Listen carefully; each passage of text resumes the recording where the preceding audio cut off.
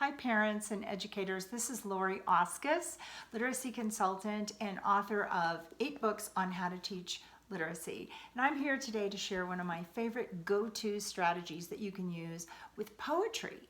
And what's great is that when you do this with your student, their reading comprehension in general improves pretty dramatically, as well as their fluency. So between now and the end of the school year, I hope that you get a chance to try this because it really works.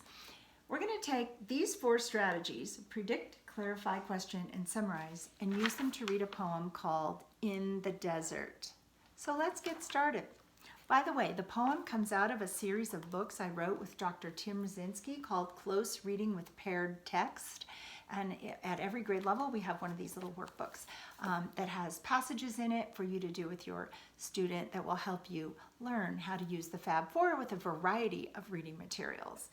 Again, this works at any grade level with any materials. Today, I'm demonstrating poetry.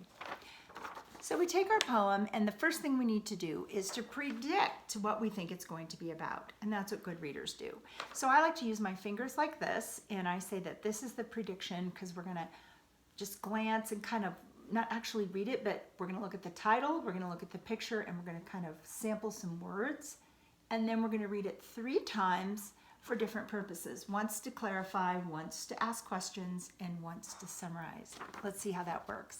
So we're trying to figure out what this poem's about when we predict, and we're going to look at the title, In the Desert. We're going to look at the picture of the lizard or gecko, whatever that is, and the cactus and the sun, and it's a picture of the desert. And then we're also going to kind of glance at the words, just like you scroll down your phone and kind of run through words very quickly. You don't actually read yet. That's what we're doing. We're kind of glancing around. Oh, I see the word lizard and darting and geckos and moonbeams and day and night. I think this is going to be about the desert in day and the desert at night and what the creatures do. What do you think it's going to be about? And we have the child tell us. So it's an exchange. I give a turn, I take a turn, the child takes a turn. So they're going to tell me what they think it's about. Next, we're going to read it. And reading the poem should be a lot of fun because poetry, again, is like a song.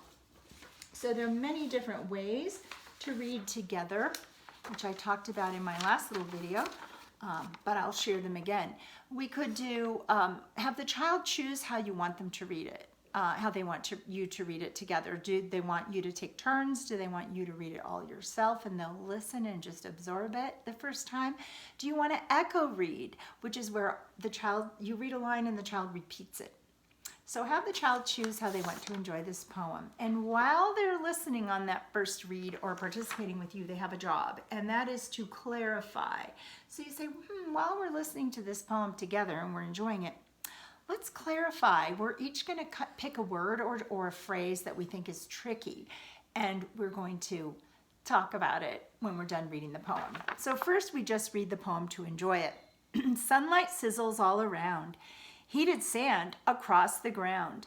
Prickled cactuses abound. Where is water to be found? Lizards darting in the sun, banded geckos on the run. Find the shade till day is done. Avoid the silent scorpion. Moonbeams cast a hazy light. Unseen rustles cause a fright. Starry skies are quite a sight. Scorching day turns frigid night.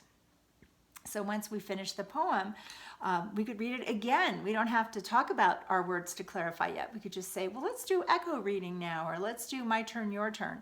And we'll read stanzas together. But now let's talk about some of the tricky words. Wow, the word sizzles. That was a tricky word. Let's circle that word and have the child circle it. Let's try to sound it out. Sizzle. Oh, we can. It's easy to sound out. Let's put it back together. Sunlight sizzles all around. What about the word prickled? Oh, I notice the word prick in there, and I see the picture of the cactus, and I'm thinking about touching it, how that would hurt your finger, and then it says prickled cactus. So it's that the kind of a word to describe the cactus. That's interesting. The word darting.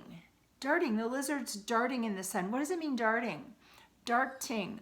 Think of racing around like this, We're going to talk about what that word means. So we sound out words, we talk about what words mean, and we enjoy some of the words. And we can also point out phrases like I circled cast a hazy light because moonbeams cast a hazy light. And that's kind of interesting to think about. So poetry is great about that. The other thing you can do with poetry is when poetry rhymes, it doesn't always rhyme, you could circle around, ground, abound, found, sun, run, done, scorpion, light, fright, sight, night. Since we're concentrating on clarifying words, we could circle all the words that rhyme at the end. So fabulous word work here, yay. Now, we're moving on to number 3, which is to question. In questioning, children love to ask questions. And we want them to ask questions about poetry. Who, what, when, where, why, how, and I wonder. So we go back to the poem and we say, let's take turns asking questions. What do you want to ask about this? And somebody says, why do lizards dart in the sun? Why do they have to do that? Or we could ask a quiz question and say, the child might say, what happens at night in the desert? What happens during the day? What do the creatures do? And then they have to reread it to go back. So I make up questions and the child makes up questions. We quiz one another and we encourage one another to discuss this lovely poem. Last but not least is summary. We could say something simple like this poem is about, and we could maybe come up with 5 sentences to describe what we learned, or we could choose our favorite line. My favorite line is unseen rustles cause a fright. What's your favorite line? And I really like my line because it's kind of mysterious, like you hear these noises at night and you don't really know what they are. So we take turns doing all 4 and we're done. And then the rest of the week, the child can read the poem over and over, perhaps record on your phone or call a few people and read it to them, become fluent reading it and practice reading it over and over and over, and then perform the poem, maybe do some drawings to go with it or add a little drum beat. Have the child perform the poem. They don't have to memorize it. They just need to read it over and over and over. Thank you very much for your time. This is Lori Oskus, and this is the Fab Four with poetry.